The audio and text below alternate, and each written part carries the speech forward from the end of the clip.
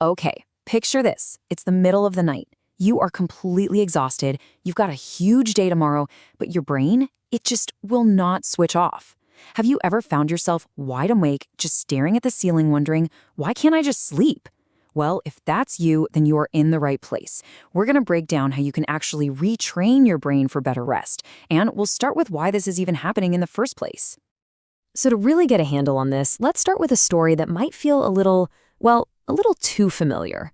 It's all about that moment, deep in the night, when your mind decides it's the absolute perfect time to review every single one of your life's anxieties. So this quote comes from the story of a woman named Rita, a 50-year-old support worker.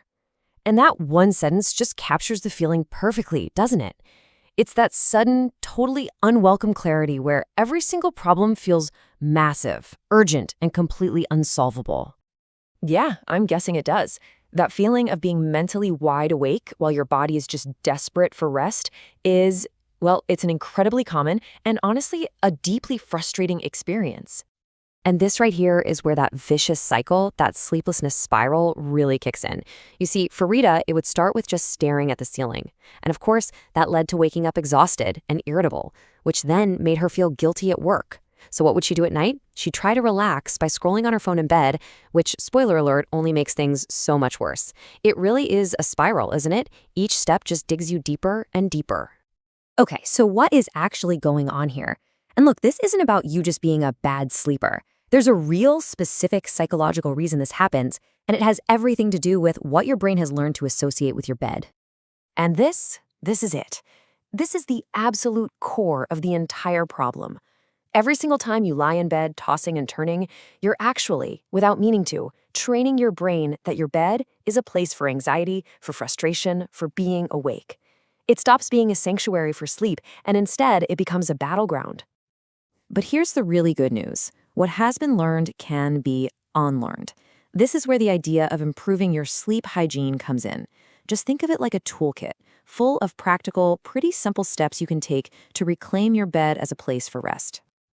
All right, first tool in the kit, it's all about rhythm. Your brain absolutely craves consistency. So that means waking up and going to bed at roughly the same time every single day.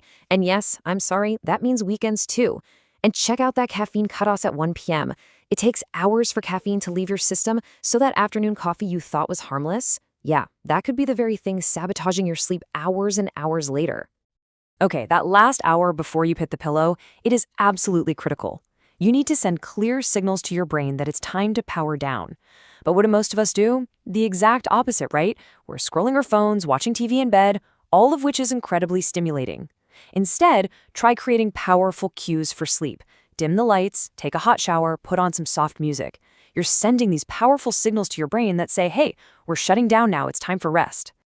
All right, now for what I think is the single most powerful, and maybe the hardest, rule to follow. It all comes down to this number, 20. 20 minutes. Remember what we talked about, how your brain learns to connect your bed with struggle? Well, when you lie there, forcing it, getting more and more frustrated, you are just reinforcing that bad connection. It's totally counterproductive.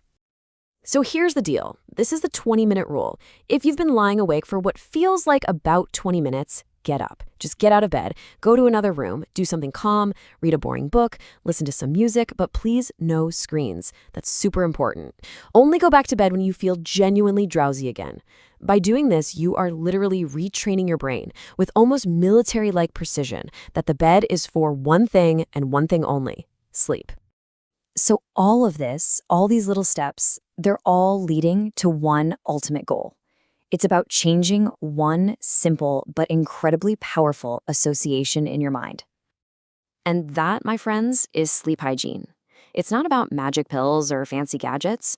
It's just the simple practice of retraining your brain step by step to finally understand that your bed means rest, period. Not struggle, not worry, and definitely not endless scrolling. And you know the best part about all this? You can start tonight. Look, don't feel like you have to do everything all at once. Just look at this toolkit, from cutting out that afternoon coffee to trying the 20-minute rule, and just ask yourself, what's one small thing, just one thing, you can change tonight to start taking back your sleep?